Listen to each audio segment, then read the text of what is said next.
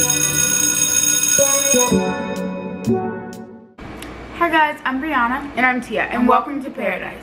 So in today's video, we're doing high school advice. So we're just gonna jump into it. We're each gonna say one and we'll just go back and forth. So I guess I can start it off. And this is just general high school advice for all grades. We didn't specify. So the first thing I'll say is make new friends. So don't just be tied down to the ones you've had in middle school or junior high, whatever you prefer to call it.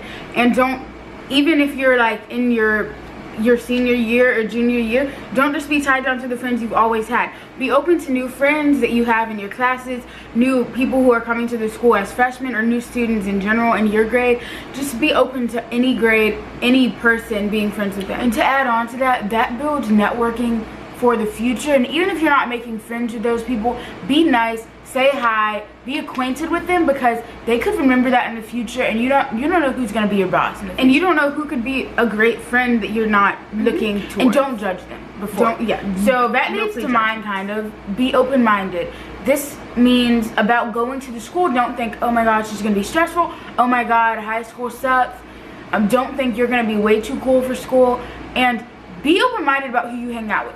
You could believe one thing, someone else can believe something else, but get to know them anyways, because you meet some of the coolest people in high school, and you guys could be so different but get along so well. And just be open-minded to them, be open-minded to your teachers, be open-minded to new events or like different types of things that go around in the school. Like, get involved. Don't and more on this, honestly, getting to know people who have different beliefs or different values than you can be so interesting, and it allows you to see both sides of the spectrum and not just be tied down to one. And you can be more open to understanding everyone.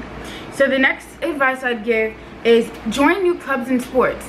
This is your last real chance. High school is your last real chance to try new sports and clubs and new things, if you're not going to college, because in college you can do that too. Yeah, technically. But a lot of college, really anywhere, but it's not it's not your last chance, but it's a great chance that you should take advantage. If you like something so much in high school, it'll allow you to understand, okay, I want to continue this in college.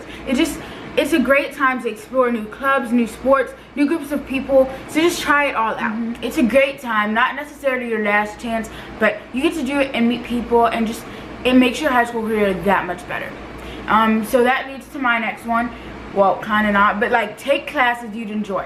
Kind of like that. Yeah. So just like she was saying with the clubs, you don't want, so you obviously have to take your core classes to get the diploma you're looking for and just graduate, but take classes that you'd enjoy. Don't just worry about like, well, this one's AP and this one's DE. You don't want to stress yourself too much. If you're not going to do well in a class, it's better not to take it, and just take a class you'd enjoy. And then also that goes with electives. Like, if you want to try art, try art. If you want to try public speaking, try public speaking. If you want to try, and these are just some classes I've taken. If you want to try choir. Just do it. It doesn't matter, because you want to enjoy your classes, because in high school especially, you're at the school for like 7 hours a day, and that's a lot. So just take advantage of the classes you want, because you're going to need those good classes to get you through. And speaking of classes, another piece of advice would be staying on top of your work. I can't stress this enough. When people say every year matters, they are not lying. Like, it feels like I'm going into freshman year and I'm going into senior year. These years fly by so quickly, and every year really does count, because you might not think so, but when you look at your GPA, it's cumulative, which means it counts for every year of grades. So I would really stay on top of your work. Plus, it builds up over time, and you don't want to wait until the weekend, the day that it's due, and then you have to do all weekend of that project or that homework, whatever it might be. And I know everyone procrastinates. I do it, and I'm going to try not to, but it really does put more stress on you than needs to be. Teachers aren't necessarily out to get us. So take advantage of when they give you a deadline, doing it, and just staying on top, because that makes less stress then. And in order to stay on top, get to know your teachers. This is a great thing. First of all, like she said, every year counts. So getting to know teachers early means you might have a college reference later if that's what you plan to do, or even a job reference, or someone who can like fend for how well you are. So you need to get those, or if you want advice in the future, you can have a relationship. But also, getting to know teachers means that you have someone that you can talk to. It relieves some stress. You getting to know them actually means they get to know you, which means they might try to help you a little bit more, which is never a bad thing. And it's just a great thing to get to know their people too. And so it just going that extra mile and actually talking to them, making sure they're doing okay, and just being there for them. They'll be there for you. It's a nice relationship to have. Another piece of advice, which is mainly for, well, it's for every grade, honestly. Actually prepare for your SAT or ACT if you're going the college route, because you going in blindly can be really stressful, and honestly, if you can get it done once, it would probably be beneficial. We're retaking it actually, and it saved money. It saved, exactly. We didn't actually prepare for the first one, other than the school issued PSAT, and so we weren't really that prepared. Fun fact: if you don't study extra, you will probably get the same scores on your PSAT or the one before, and that's you were just having total off days all those days. So that's a warning. Yeah, exactly. And you'll only improve. You will improve probably from the minimal lessons that you've had, because the PSAT is always earlier in the school year. From that, you'll probably learn a little bit more through the beginning weeks of your school years, but other than that, you will not probably improve much. So I really stress actually preparing for that. They're not always make or break, but it's nice. It's a nice feeling of relief if you get a good score to you, so that you feel confident and ready to apply for those colleges. And my next thing is to prepare for this, or just to keep your grades up. Take advantage of office hours, because you can wait till the last end of like your next unit test or the final, and if you don't understand something, you will not understand it in the middle of the test. You really gotta, I know that it's sometimes you might have sports or clubs, or you might want to hang out with friends, or you might be like, I really don't want to stay after. But it's really beneficial to you and your education to just stay, because it might only take 10 minutes to just understand something, because if you understand things, then that means you won't be overwhelmed or stressed in the test. That was me in my math class last year. I could not understand a lot of the concepts. I had to stay after sometimes, and even staying after, I'm going to be honest, I didn't stay after nearly enough. I still got a great grade in that class, but that was definitely not, I could have done better. And I look back at that, and I'm like, I totally agree. And I look back, and you don't want to look back and think, wow, I should have done better. And that was me in chemistry in sophomore year. I should have stayed for office hours far more than I did. And part of it takes you longer to understand. Exactly. If you don't, or you might never understand. Definitely. And part of it was because we switched schools, but it was my responsibility to go and see the teacher for office hours if things weren't translating from both schools that I had transferred to, and it's completely on me. Like, office hours are for your advantage, and they're always known, so you should take advantage of that. Okay, and then ask your teacher if they're not. Exactly. The next piece of advice I have is visit schools. When you're looking for colleges, visit as many as you'd like, as many, even ones that you might not be going to colleges. Yeah. Look at community colleges, look at jobs. Like, exactly. Visit know anywhere. Find not know what you want to do, because it's and don't a while. But so basically, we're gonna.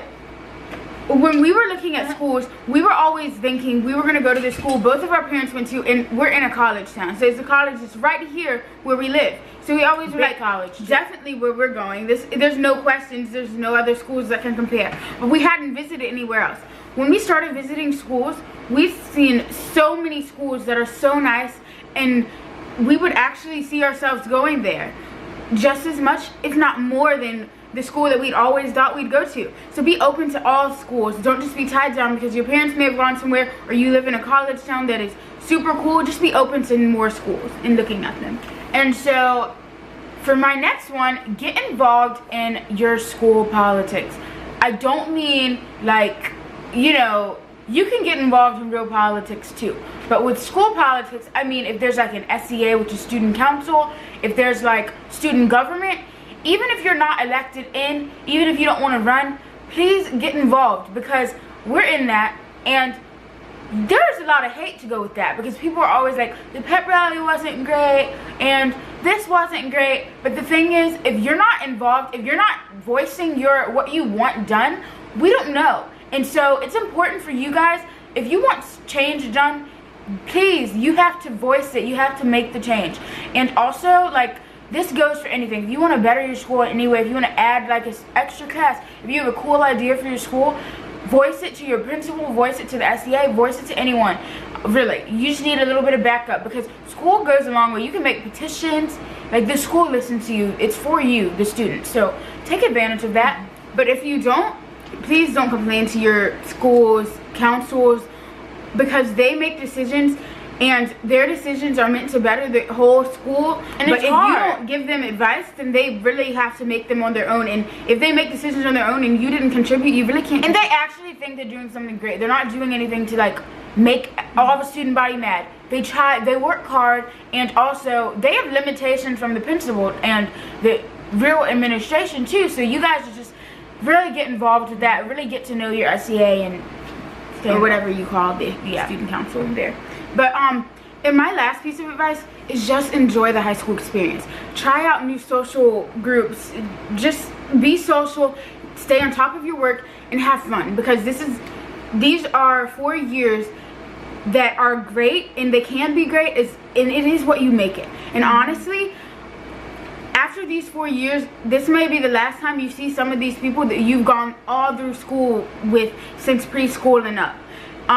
So just enjoy them, and just make it what you want to make it. And while it's, in my last piece of advice, while it's great to know people outside of your grade, whether they're older or younger, that's great, because it's great to get a spectrum of people, and just really, it makes people feel welcomed. But it's also nice to just like I said, have diverse friends, people who might not be open-minded. But also, it's important to get the people get to know the people in your grade. They're the ones that you are going to spend all 4 years with. They're the ones that you guys will need to lean on each other during application times, or on the hard times. You guys are going to be together with that. They're the ones that when you guys are going off, you guys are going your separate ways, or you could be going some of the same places. It's just really important to really get to know them, lean on them, and that way you won't really have to like worry. You'll always have people there with you, and that's very important. They're the ones that you'll be spending the most time with. So guys, thank you for watching this video. If you liked it, give it a thumbs up. Also, today's shout out is once again Melody, because she requested that. So if you want to be next week's shout out, leave it in the comments below or on any of our social medias. So thank you guys. Like, comment, subscribe, and follow us on all of our social medias, which will be linked in the bio below. Bye.